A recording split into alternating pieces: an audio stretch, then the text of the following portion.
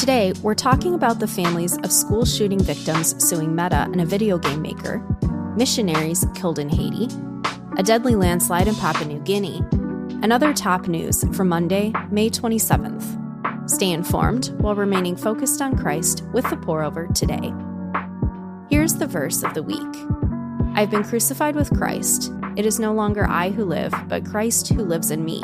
And the life I now live in the flesh, I live by faith in the Son of God, who loved me and gave himself for me. Galatians 2, verse 20. Let's get started with some espresso shots.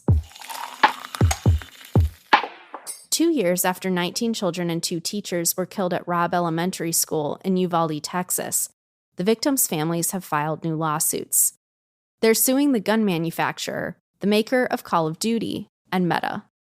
The suits accuse the companies of grooming young men to carry out violent video game fantasies in real life, claiming they introduced the gunman to the weapon, conditioned him to see it as a solution to problems, and trained him to use it. Video game creator Activision cited the millions who enjoy Call of Duty without turning to violence. Meta and the gun manufacturer haven't commented. Last Wednesday, victims' families reached a $2 million settlement with the city of Uvalde and announced additional filings against 92 officers who were at the school for over an hour before stopping the gunman.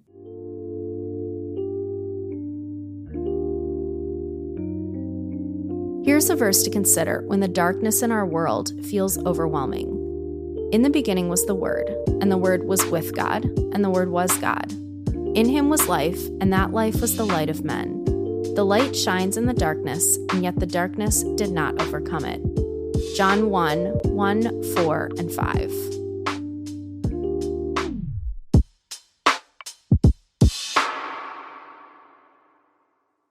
Gang members shot and killed a U.S. missionary couple and a Haitian man who worked with them in Port-au-Prince Thursday.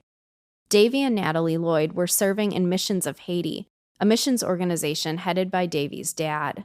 The organization runs an orphanage for 450 children and 2 churches. Jude Montes was a local pastor with a wife and 2 young children who'd been with the organization for 20 years. Violence reigns in Haiti.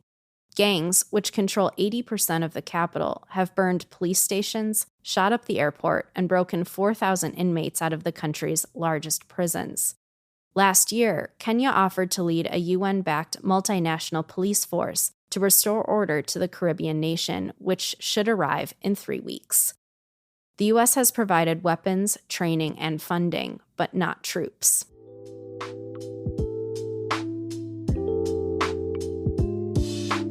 Join us in prayer for the families of the Lloyds and Jude Montes, that the God of all comfort would move in power in this time of incredible tragedy. Book of Common Prayer, page 264 says, "Grant, O Lord, to all who are bereaved the spirit of faith and courage, that they may have strength to meet the days to come with steadfastness and patience, not sorrowing as those without hope, but in thankful remembrance of your great goodness, and in the joyful expectation of eternal life with all who love you."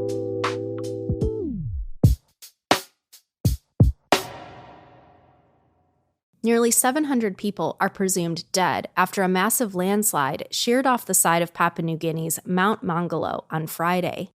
It's taken a grim toll on the remote village's estimated 4,000 inhabitants, leaving nearly 1,300 people homeless and 150 homes buried, with 250 more homes condemned.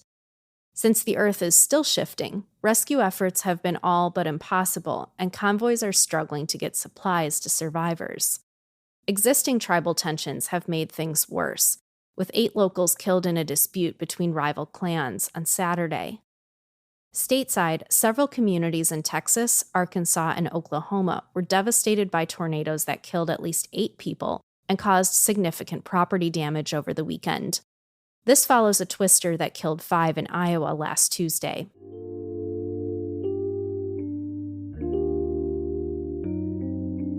Natural disasters remind us that all of creation is broken. Christians can look forward to a perfect eternity in which redemption exists, not just for people, but for creation itself.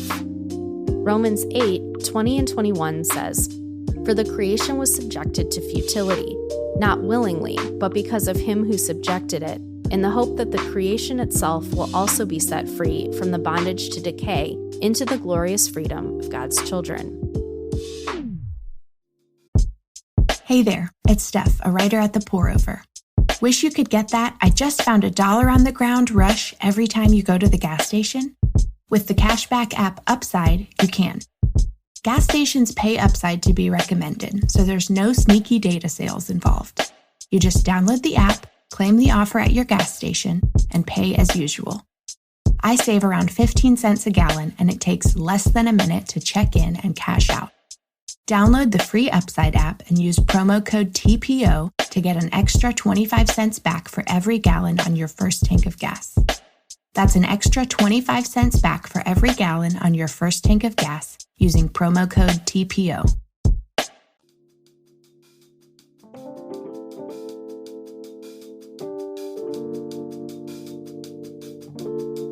In other brews, here's a rapid round of updates. If cheese is not sticking to your pizza, add glue. If you have digestion issues, eat 1 small rock per day. These are among the suggestions Google's new AI Overview search feature made to users, leading to online mockery. Google says these were isolated examples that are being fixed. For now, just ignore Google's spicy spaghetti with gasoline recipe. Carlo Acutis, a 15-year-old Catholic Italian computer wizard who died of leukemia in 2006, will likely become the youngest contemporary saint.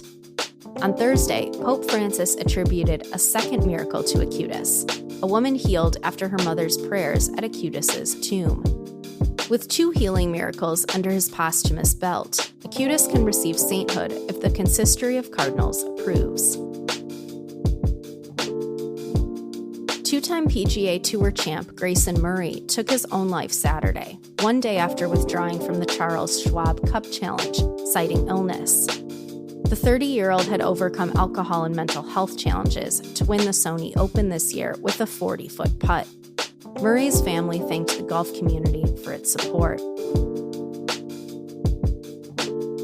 The United Nations top court ordered Israel to immediately halt its military offensive in Rafah, as well as allow war crimes investigators and more humanitarian aid into Gaza.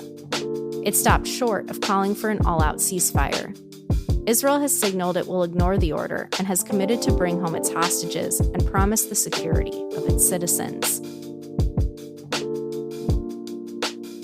Morgan Spurlock, the director and star of the documentary Super Size Me, died on Thursday of cancer at age 53. The Oscar-nominated film, which documented Spurlock's month-long McDonald's-only diet, grossed over $22 million and helped reform the fast food industry on a kid-sized $65,000 budget. He went on to direct other documentaries and shows on a wide range of topics. And that's all we have for today. Thanks so much for listening. If you're listening on the Apple Podcasts app, give us a 5-star rating and drop a review. If you're listening on Spotify, give us a follow and hit the notification bell to never miss a new episode. We appreciate your support and hope you have a great day. We'll see you on Wednesday.